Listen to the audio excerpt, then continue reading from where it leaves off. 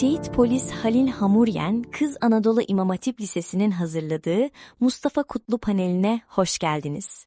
Ben Eda Nur Biner, bugün bu anlamlı panelin yönetimini üstleneceğim. Bir mektep düşünün ki hiçbir zaman mezun vermesin. Çünkü bu mektebin temelinde bitirilmesi gereken bir çizgiden ziyade yürüdükçe derinleşen, bitmeyen bir yolculuk yatar. Anadolu'nun o kadim milli ve manevi değerlerini yine bu toprakların bağrından kopmuş yazarlarımızın kalemiyle keşfetmek, işte Anadolu Mektebi projesinin ruhu tam da budur. Mesele sadece bir kitabı bitirmek değil, o yazarın dünyasına, hayallerine ve kelimelerinin ardındaki sükûnete misafir olmaktır. Bugün rotamızı Türk edebiyatının en üretken kalemlerinden, kelimeleriyle Anadolu'nun nabzını tutan bir usta isme Mustafa Kutlu'ya çeviriyoruz. 6 Mart 1947'de Erzincan İliç'te dünyaya gelen Kutlu, babasını henüz 12 yaşındayken kaybeder. İlk ve orta öğrenimini Anadolu'nun farklı şehirlerinde yolların ve insanların hikayelerini biriktirerek tamamlar. Erzurum Atatürk Üniversitesi Türk Dil ve Edebiyatı bölümünden mezun olduktan sonra edebiyat öğretmenliği yapsa da 1974'te mesleğinden ayrılarak dergâh yayınlarında o uzun soluklu serüvenine başlar. Yarım asırlık yazarlık hayatına onlarca eser sığdıran usta yazar, 2016 yılında Cumhurbaşkanlığı Kültür ve Sanat Büyüködülü'ne layık görülür.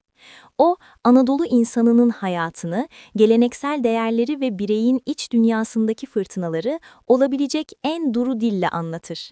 Mavi Kuş, Ya Tahammül Ya Sefer, Uzun Hikaye ve Nur, hepsi bu eşsiz külliyatın yapı taşlarıdır. Peki Kutlu'nun o huzur veren hikayelerinin ardında nasıl bir toplumsal eleştiri yatar?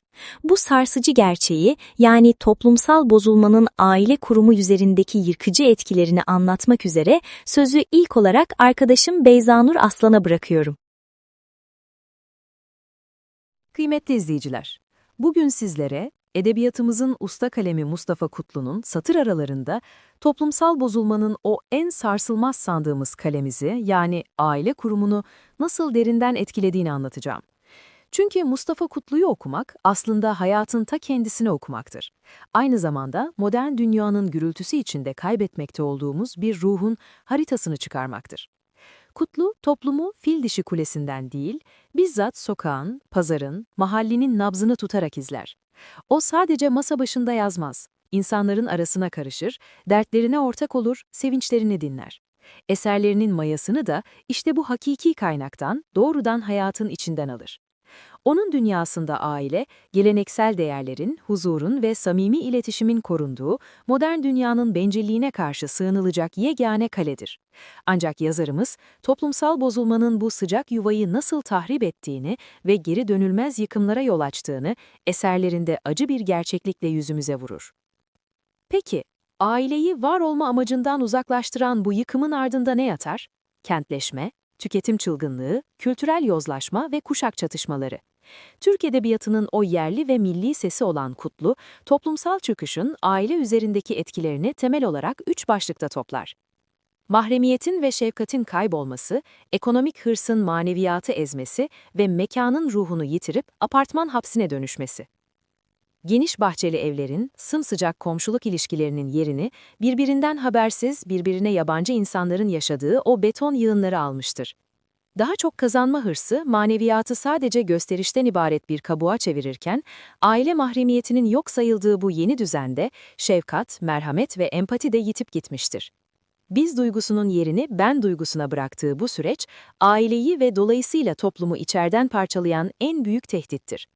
Kutlu bu dağılışı hüzünlü bir haykırışla kaleme alır. Örneğin Ya Tahammül Ya Sefer'de kahramanları bir arada tutan o ortak ideallerin zamanla nasıl eriyip gittiğini görürüz. Şef ve Beyhude Ömrüm gibi eserlerinde ise aile içi iletişimsizliği adeta bitmiş bir pile benzetir. Samimi sohbetin eksikliği, bireyleri bir arada tutan o güçlü bağları sessizce koparıp atar. Yine de Kutlu için aile, her şeye rağmen sığınılacak en güvenli limandır. O eleştirel bir bakışla olumsuz aile tablolarını çizerken, asıl meselenin anne ve babanın çocuk üzerindeki rol model etkisi olduğunu vurgular. Trende bir kemanda Kenan'ın oğlu Sadullah'la, uzun hikayede ise Ali'nin oğlu Mustafa'yla kurduğu derin bağ, sevginin, hakkı savunmanın ve nesiller arası aktarımın nedenle hayati olduğunu bizlere gösterir. Kısacası Mustafa Kutlu, toplum ve bireyin birbirini tamamlayan iki yapı taşı olduğunu, bu yapının kalbinde de ailenin attığını savunur. Onun kaleminden süzülen bu hakikatlerin, kaybettiğimiz değerleri yeniden hatırlatması ve hepimizin hayatına bir ışık tutması dileğiyle. Beni dinlediğiniz için teşekkür ederim.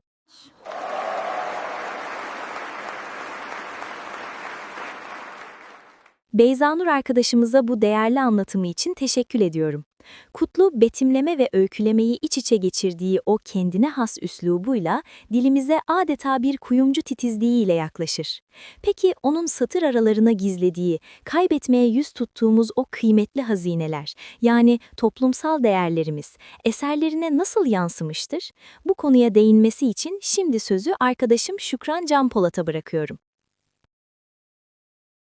Kıymetli izleyiciler, bugün sizlere Mustafa Kutlu'nun kaleminden dökülen ve toplumu ayakta tutan o sarsılmaz sütunları, yani kaybetmeye yüz tuttuğumuz toplumsal değerlerimizi anlatacağım.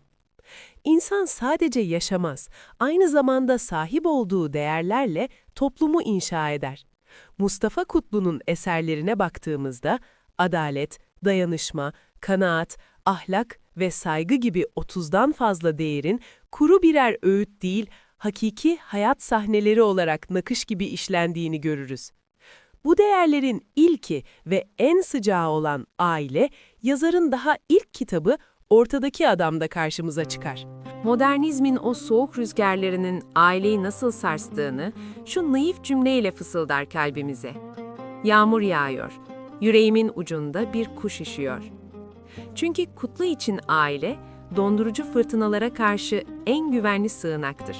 Kutlu'nun edebiyatında değerler öyle iç içedir ki, adaletin olmadığı yerde eşitlik, merhametin olmadığı yerde ise aile barınamaz. Zaten ustayı yazmaya iten asıl güç de budur.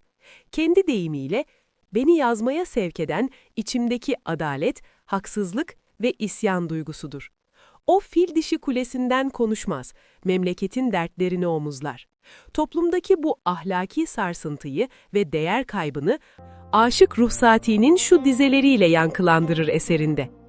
Bir vakte erdi ki bizim günümüz, yiğit belli değil, mert belli değil.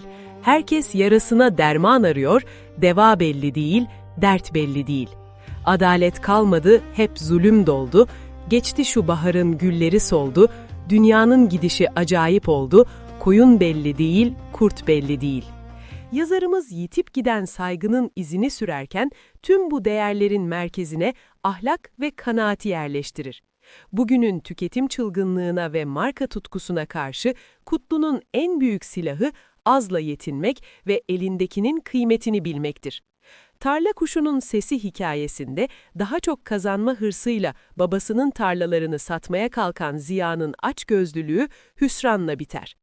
Anadolu Yakası eserinde ise değişen dünyada kapitalist sömürüye direnip kendin kalabilmenin zorluğunu yüzümüze çarpan sert bir rüzgar gibi okuruz. Sözün özü, Mustafa Kutlu, bizi biz yapan değerlerimizi samimi ve sarsıcı bir dille aktararak üzerine düşeni fazlasıyla yapmıştır. Şimdi yazarımızın yaktığı bu feneri devralma sırası bizde. Sizce de artık sahteliklerden sıyrılıp kendi özümüze dönmeyi başarmanın vakti gelmedi mi? Beni dinlediğiniz için hepinize teşekkür ediyorum.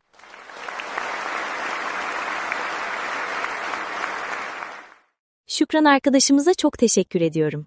Mustafa Kutlu'nun renkleri kelimelere, fırça darbelerini cümlelere dönüştüren zengin bir ruhu vardır. Peki bu zengin ruh insan hayatına nasıl bakıyor dersiniz?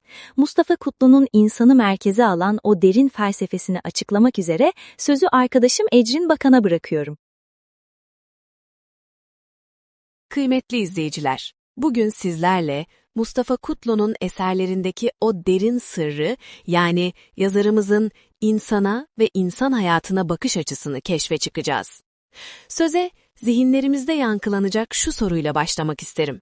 Sizce değişen bir çevrede insan ne kadar değişir? İşte bu sorunun cevabını Mustafa Kutlu'nun kaleme aldığı her satırda bulabilirsiniz.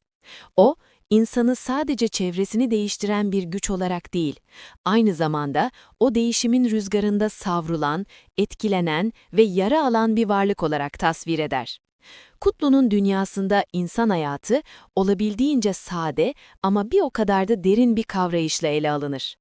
Öyle ki günlük hayatın o sıradan akışı içinde okuduğunuz her hikayede kendinizi ansızın kitabın içinde bir kahraman olarak buluverirsiniz. Uzun hikayede zorluklara omuz omuza göğüs geren Ali ve Münire'nin direnişinde, trende bir kemanda, yoksulluğun ve hayal kırıklıklarının ortasında, bir tren vagonunda keman çalarak hayata tutunmaya çalışan Kenan ve oğlu Sadullah'da veya Mavi Kuş'ta, o meşhur otobüsün içindeki yolcuların metaforlarla örülü samimi dünyasında hep kendimizden bir parça buluruz. Kutlu'ya göre insan hayatı çoğu zaman fark edilmeden hızla akıp giden bir yolculuktur. Bu uzun yolda asıl gaye para, makam veya şöhret değil, kalbin aradığı huzur ve sevgidir.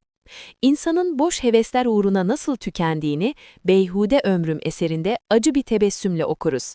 İnsanlar mutluluk getirmeyecek büyük hayallerin peşinde soluk soluğa koşarken zaman sessizce akıp gider. Yazarımız tam da burada yakamızdan tutar ve bizi silkeler. Vaktin kıymetini bil ve ruhunu boş uğraşlarla yorma. Yazarımız insanı modernizmin o soğuk çarkları arasında çaresiz kalmış bir varlık olarak da resmeder. Köyünden göç etmek zorunda kalan, şehrin toz bulutu altında hırıltılı nefesler alan, modernizmin karanlığında kendine ve çevresine yabancılaşmış o yalnız insan. Kutlu'ya göre bu boğucu girdaptan kurtuluşun tek bir çaresi vardır. İnsanın kendi geleneğine, yani özüne dönmesi. Peki insan bu kadar basit midir? Aksine, Hüzün ve Tesadüf eserinde gördüğümüz gibi insan, hüznü ve mutluluğu aynı göğüste taşıyan koca bir çelişkiler yumağıdır. O karmaşık psikolojimizi Beyhude Ömrüm'de geçen şu harika cümleyle yüzümüze vurur usta yazar. Şu insanoğlu tuhaf. Aile, evlat, arkadaşlar, ne bileyim kalabalık içindeyken gitseler de rahat etsem dersiniz. Sonra böyle bir başına kalınca neredeler acaba diye aramaya başlarsınız. Düşünsenize, köklerinden kopup şehre rahat etmek için gelen insan değil miydi? Sonra o koca beton yığınları arasında bunalıma giren de yine insanın ta kendisiydi. Tüm bu karmaşanın içinde ya tahammül ya seter diyerek insanı daima bir ideal uğruna yolda olmaya çağırır Kutlu. Sefer de içimizde, tahammül de diyerek aslında her şeyin insanın kendi kalbinde başlayıp bittiğini fısıldar.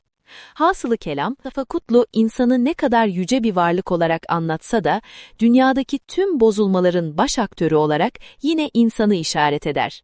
Ama o, her şeye rağmen insanın içindeki o iyi tarafa tutunmaktan asla vazgeçmez. Sözlerimi uzun hikayeden aldığım, kısa ama anlamı benizler kadar derin olan şu sarsıcı cümleyle bitirmek istiyorum. Dünyada ne adamlar var? Yüzü insan, içi odun. Beni dinlediğiniz için teşekkür ederim. Ecrin arkadaşımıza teşekkür ediyorum. Kutlu değişimi ve yoksulluğu anlatırken kalbini hep ferah tutar. Çünkü onun kalemini besleyen çok köklü ve manevi bir kaynak vardır. Yazarımızın eserlerinin ana omurgasını oluşturan İslami bakış açısını aktarması için sözü arkadaşım Hümeyra Kaya'ya bırakıyorum. Kıymetli izleyiciler, bugün sizlerle Mustafa Kutlu'nun kalemine ruh veren o sarsılmaz temele, yani yazarımızın İslami bakış açısına doğru içsel bir yolculuğa çıkacağız. Kutlu'nun eserlerinde bu manevi yolculuğun pusulası daima Kur'an-ı Kerim ve hadislerdir. O, ideal insanı resmederken, merhameti, sabrı ve şefkatiyle Hazreti Peygamber'i en kusursuz rehber olarak sunar. Ancak yazarımız bir gerçeğin de acı bir şekilde farkındadır.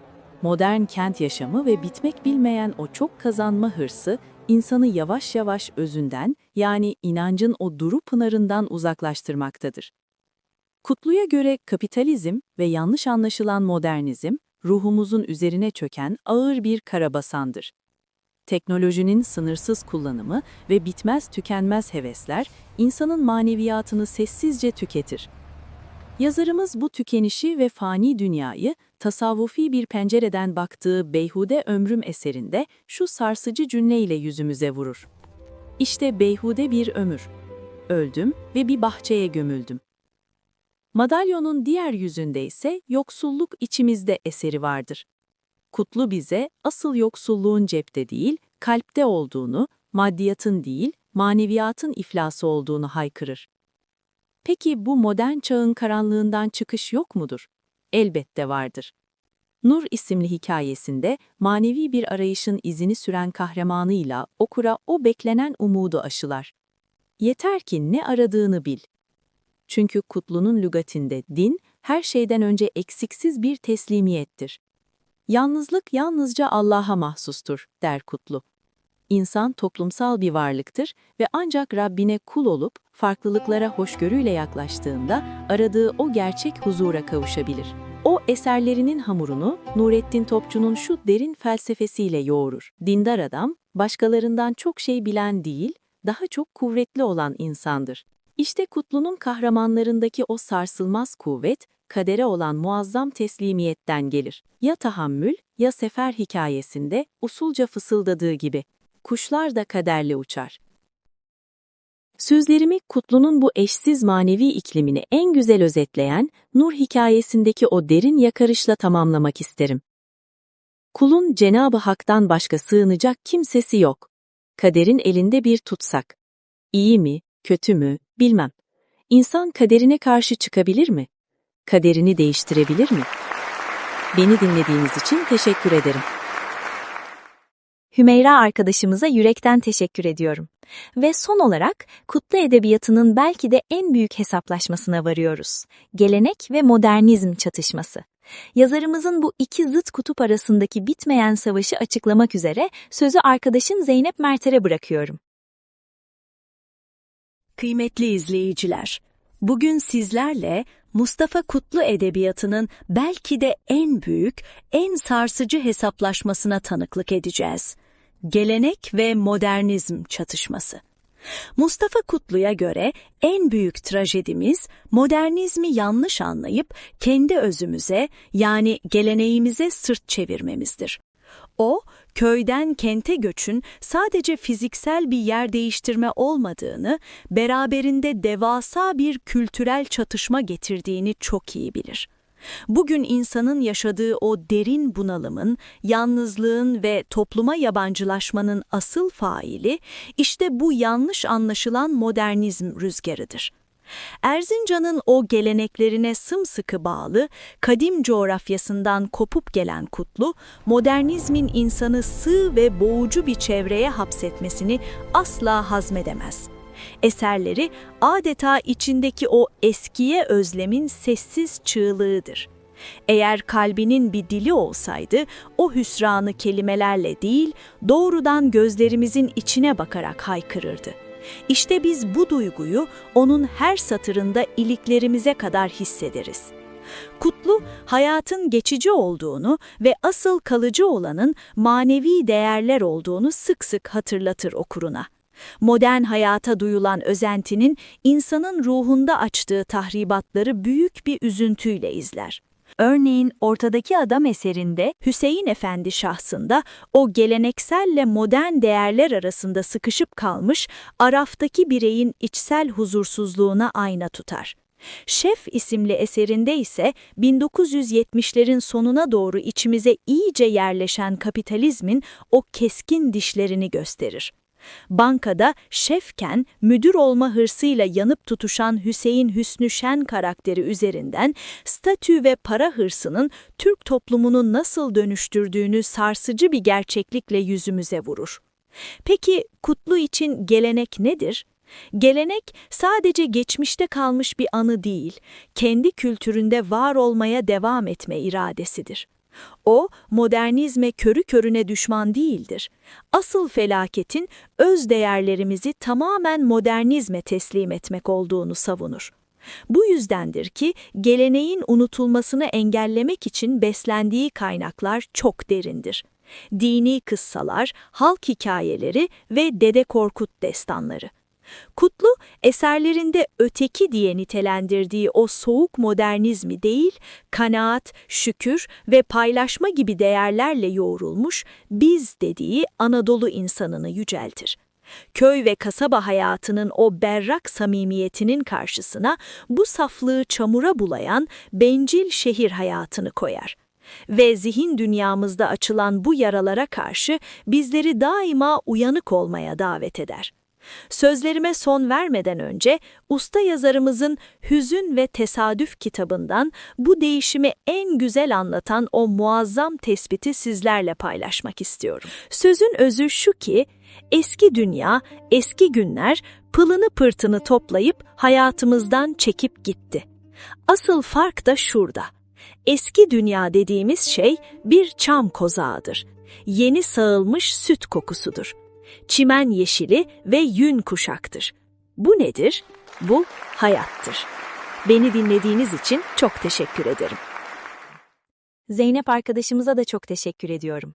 Bugün Mustafa Kutlu'nun edebi dünyasını, o sıcacık hikayeciliğini ve düşünce ufkunun farklı cephelerini hep birlikte keşfetmeye çalıştık. Anadolu Mektebi'nin ruhuyla çıktığımız bu yolculukta bizlere eşlik ettiğiniz, hikayeye ve anlama kıymet verdiğiniz için çok teşekkür ederiz. Panelimizi yine üstadın kalbe dokunan, modern dünyanın hırsına verilmiş o en güzel cevabıyla sonlandırıyoruz. Her kazanç insanı zenginleştirmez. Çünkü bazen kaybetmek en büyük zenginliktir.